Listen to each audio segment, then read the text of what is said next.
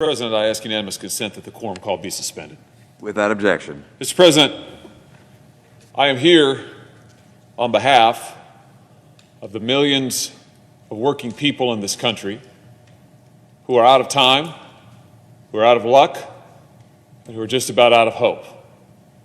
I'm here on behalf of the millions of working people who have borne the worst of this pandemic, the people who got sent home back in March and April and May, when other businesses got to stay open, when companies like Amazon and Facebook were making billions of dollars. These are the workers who lost their jobs, the workers who lost their pay, the workers who said, "Too bad for you." These are the people who right now are missing shifts at work to try to care for kids who are distance learning because of COVID, who are trying to care for a relative who may be sick. These are the people who are always asked to make it work, who are always asked to hold it together. And you know what, Mr. President? They do. These are proud people, the working people of our nation. These are strong people. These are the people who have rallied to this nation's defense at every hour of need, in every moment of danger, who have sent their sons and daughters to go fight our wars, who have given their time and their talents and their treasure at every opportunity for this nation. And now, Mr. President, they're in need. They're the backbone of this nation, and now they are in crisis. I'm talking about the 8 million Americans who have fallen into poverty since this summer. 12 million families, working families, who are now behind on their rent.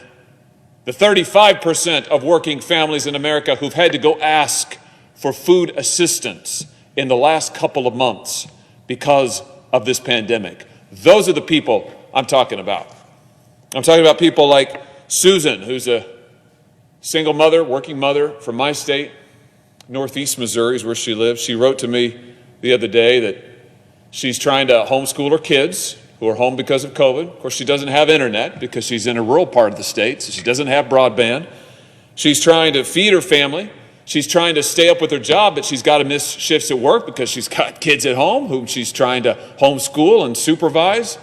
Now she's falling behind on her rent. She told me, and these are her words, "I'm not asking for a handout. I'm just asking for a chance to get back on my feet." You know, earlier this week, a friend of mine was down in southeast Missouri, the boot heel of Missouri, a town called Charleston, helping distribute food to families in need. He said that there were 30 church groups, 30, who lined up to come get food for their congregations, and over 60 families, this is a small town, Mr. President, over 60 families who stood in line.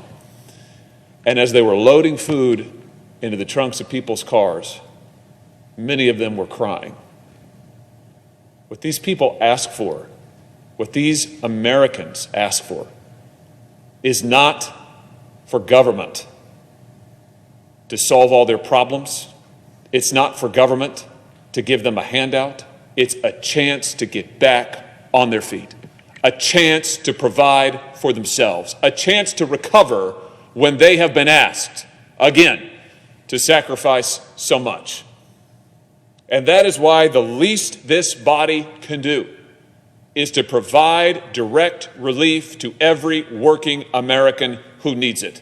What we did back in March, that every senator voted for, $1,200 for every working individual, $2,400 for working couples, $500 for kids and dependents. It's the least that we can do. It should be the first thing that we can do. And as these negotiations drag on and on, fixated and focused and hung up on who knows what issues, let's start with this. Let's send a message to working families that they're first, not last, that they are the most important consideration, not some afterthought. Let's send that message today. Surely we can agree that the working people of this country deserve relief. And if we're going to spend hundreds of billions of dollars on bailing out this, that, and the other, surely we could start with reasonable, modest relief to the working people in need in this nation. What I'm proposing is what every senator has supported already. This year, what I'm proposing is modest compared to the scope of the need. What I'm proposing will give working folks in my state and across this country a shot here before Christmas at getting back up on their feet, getting back to work, and getting back in a position to be able to provide for themselves. These folks who are the backbone of this nation. And so, Mr. President, I'm here today to ask that this body take up and pass this relief measure, $1,200 for individuals, $2,400 for couples, $500 for kids. And as if in legislative session, I now ask unanimous consent that the Senate proceed to the immediate consideration of my bill at the desk. I further ask that the bill be considered read a third time and passed, and that the motion to reconsider be considered made and laid upon the table. Is there objection? Mr. President. The senator from Wisconsin. Reserving the right to object. Mr. President, first of all, I want to say to my colleague from Missouri that I certainly share, I think every senator in this chamber shares his concern for people who are hurting because of this COVID pandemic. Businesses have closed, people are on unemployment, people are in need through no fault of their own. This was an act of God, and that's one of the reasons why I certainly supported the CARES Act. That was over $2 trillion. In total, this body has passed well over $3 trillion, 15 to 16% of last year's GDP in terms of financial relief. My comments here are really not directed specifically at the senator from Missouri's proposal, because he makes many good points. We do have working men and women. We have households that, again, through no fault of their own, are struggling, and we need to provide financial support. I think my comments are, in some respect, more general from a standpoint of how we've done that. And as I've explained to my colleagues in conference, by and large, the initial relief packages here were a shotgun approach. Now, we had to move fast. We had to do something big. We had to make sure that markets wouldn't seize, that financial relief could be sent to people very quickly. And so we passed over $3 trillion in financial relief. I knew it would be far from perfect. It was far from perfect. But now we've had a lot more time. And anything we consider for this additional package that we're considering now, that's being debated, that's being discussed, that's being negotiated, ought to be far more targeted. One of the reasons we are currently $27.4 trillion in debt, which is about 128% of last year's GDP. If we do this bipartisan deal, another $1 trillion, we'll be $28.4 trillion in debt in the next 3 or 4 months. That's 132% of GDP. When I came to the Senate, we were a little over $14 trillion. Our GDP was over $15 trillion. We're actually below 100% of GDP. Now, I know I'm using a lot of numbers right now, and I'm going to use more because that's part of the problem, and one of the reasons we are $27.4 trillion in debt is we only speak about need, we only talk in terms of compassion. We all have compassion. We all want to fulfill those needs. We just don't talk in numbers very often. We don't analyze the data. We don't take a look at what we did in the past and see, did it work or didn't it work? What was spent well? What was wasted? So I didn't have enough time to do charts. It'd be a little bit easier. So let me go through some numbers, and I'll go through slowly so people can understand at least my perspective of why I am so concerned about our nation's debt, the fact that we are mortgaging our children's future. And I think we need to be very careful about mortgaging it further when we aren't doing it in a targeted fashion. So again, before the COVID recession hit, in December 2019, we hit a record number of people employed in this country. 158.8 million people were employed. That was a record. Our economy was humming because President Trump's administration put forward a reasonable level of regulation and a competitive tax system. That brought back entrepreneurial spirit. That supercharged our economy. We were at 3.5% unemployment. When I took econ, 5% was considered full employment. We were at 3.5% unemployment. Then COVID hit. And by April, we'd gone from almost 159 million people employed in this country to just a little over 133 million people. So that was a reduction in employment of a little more than 25 million people. Again, from 159 to 133, 25 million people less employed in this nation. Now, the good news, even though the pandemic's still not over, but the vaccine's being delivered, it's being administered, I think the end is in sight, we've already gained 16 million people employed. So now employment stands at 149.7 million people. 150 million people are employed, down to about 9 million jobs. 9 million. Okay? So I want you to keep those numbers in mind because they're important. And our unemployment rate stands at 6.7%. By the way, number of people unemployed, according to Bureau of Labor Statistics, a little bit different calculations, about 10.7. So we're in this, somewhere between 9 and 11 million people are currently unemployed. Now, in the CARES Act, again, which I supported because we had to provide relief, we did provide economic impact payments, what Senator Hawley wants to just duplicate. No changes, no modifications, no further targeting. What those economic impact payments were is about $275 billion to 166 million people. And remember, 25 million people lost their jobs. We sent out checks to 166 million people, averaging about $1,673 per person. What's maybe a more relevant figure is how many households did we send those checks to? We sent them out to about 115 million households, about $2,400 per household. So again, $275 billion to 115 million households. Now that was about 4.5 more households than the number of jobs lost. Today, with only 9 million jobs lost, not only, I mean, that's a big number, it's a big number, okay? I'm not minimizing that, but with 9 million jobs lost, if we just repeat it, send it out to another 115 million households, that's 12.6 times the number of jobs lost. And if we double it, it goes from $275 billion to $550 billion. That's a $500 billion. And I know $1 trillion doesn't sound like much anymore. Seems like hundreds of billions seem more, but now we're dealing in $1 or $2 trillion. It's pocket change apparently. I think it's important to ask, well, how was that money spent? Was it really spent on essentials? Was this money really needed? Was there any hope of actually that money being stimulative to our economy?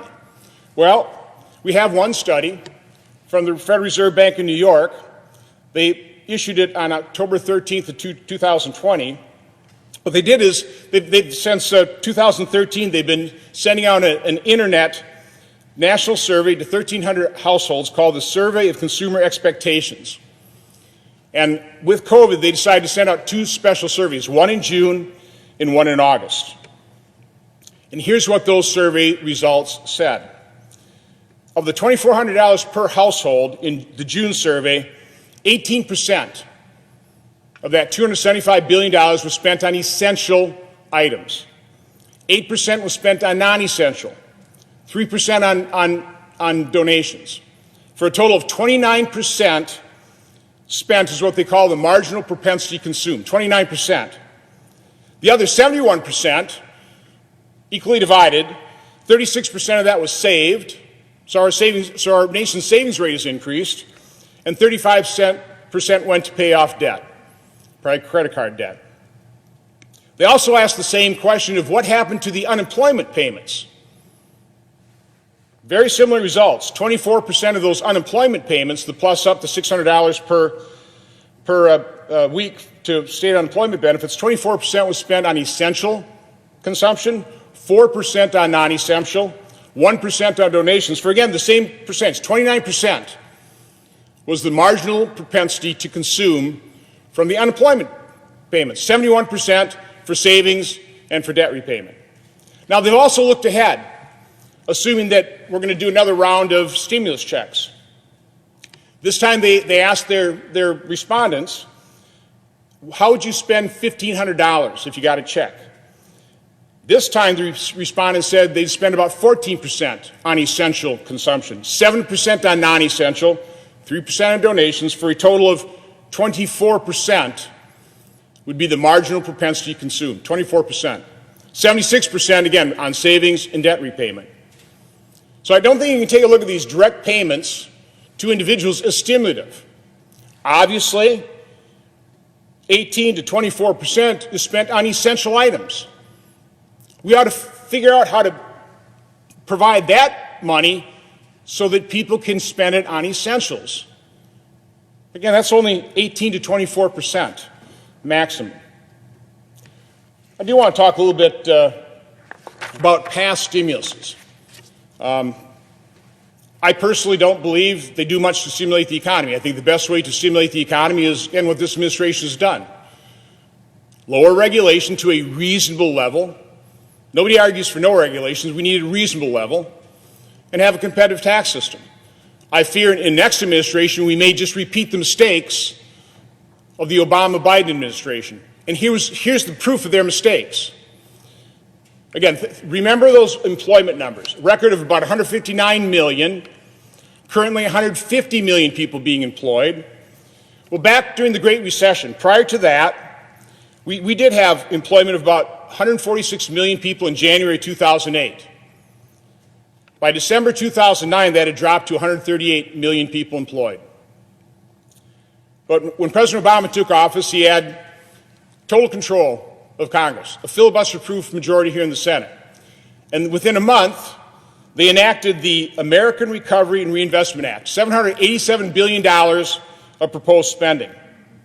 In February of 2009, there were 141.6 million Americans working, 141.6, and the unemployment rate was 8.3%. Again, it continued to dip to December 2009 when it got down to 138 million. It took us 3 years from February of 2009 to get back to 141.6 million Americans working. And that's with a roughly $800 billion stimulus package that did not work, but it further mortgaged our children's future by another $800 billion. I wish these things worked. A quick aside, part of that American Recovery and Reinvestment Act, again, Democrats had total control, filibuster-proof majority in the Senate. Do you know how much they plussed up state unemployment benefits to help the unemployed? Those 8.3% of Americans? They plussed it up by a whopping $25 per week. And now they're arguing that $300 per week, which I believe is the current proposal, isn't enough. Kind of makes you wonder, doesn't it? So in summary, kind of reviewing these numbers, we currently are at 6.7% unemployment. I don't recall ever in the United States history where we've even begun to think that we should even spend $100 billion to stimulate an economy at 6.7% unemployment. But this is different. We have underemployed. We have families in need. There's no doubt about it. I completely support some kind of program targeted for small businesses so they can reemploy, so they can reopen, to restore capital. Their life savings have been wiped out. I have proposals. They've been ignored. So what I fear we're going to do with this bipartisan package and what the senator from Missouri is talking about is the same thing, a shotgun approach. We will not have learned the lessons from our very hurried, very rushed, very massive earlier relief packages. We're going to just do more of the same, another $1 trillion. It takes our debt from $27.4 trillion to $28.4 trillion in a couple months, with doing virtually no revisions, no improvements. And certainly what the senator from Missouri is talking about in terms of these economic impact payments, no revisions at all. Just spend another $275 billion send it out to 115 million households when we are currently at about 9 million jobs less than we were in a record economy before the COVID recession. So for all those reasons, I not only object to what Senator Hawley is proposing here, but I'm certainly lodging my objection to what's barreling through here. The train's left the station on the package that's being negotiated right now that is way too big, that authorizes more money, even though we've got $600 billion is there just for repurposing, no new authorization required. 52 Republicans supported it. But that's not good enough. We've got to throw another $300 to $400 billion on top, which is $300 to $400 billion more that we are mortgaging our children's future without reforms, without targeting. So, Mr. President, I object. Mr. President. The objection is heard. The senator from Missouri. Mr. President, I thank the Senator of Wisconsin for his perspective, which I always appreciate, and of course I appreciate working with Senator Johnson on so many issues. On this issue, though, I'm afraid we just are going to have to differ. And I just want to say this: nothing could be more targeted, no relief could be more important than relief for working people. Now, the senator's right. This body has spent trillions of dollars this year alone on COVID relief. We're getting ready to spend apparently another $1 trillion more, and yet working people are told they may be last, if they get relief at all.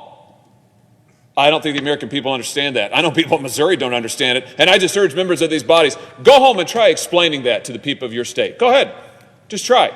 Try telling them why this body can bail out the banks. We bailed out the banks to such a tune that now they've got money left over. Now we're going to take money back because we spent so much on Wall Street and the banks in the first part of this year. That's right. In fact, now I understand that my Democrat colleagues don't want to shut down all of the bank money, because who knows what we might be able to do with that in the future. Oh, they're fine. They're more than fine. They're doing great. Now, Wall Street is doing great. Big tech, they're doing great. The big multinational corporations, fantastic. Working people are living in their cars. Working people can't go to the doctor. Working people can't pay their rent. Working people can't feed their children. They should be first, Mr. President, not last. And it is no answer for this body to tell them, go get in an unemployment line. Really? That's the response? Go get in an unemployment line. Now, the working people of this country, frankly, deserve better. They deserve to be the top priority, just like they have made this country the top priority in their lives and their families. This is not the end of this fight, Mr. President. I'm here right now on this floor. Senator Sanders will be back in a matter of hours to ask again for the same measure. Again, I've been proud to partner with him on this effort, and I will keep working with whomever it takes for however long it takes until we get the working people of this country relief. Thank you, Mr. President. I yield the floor.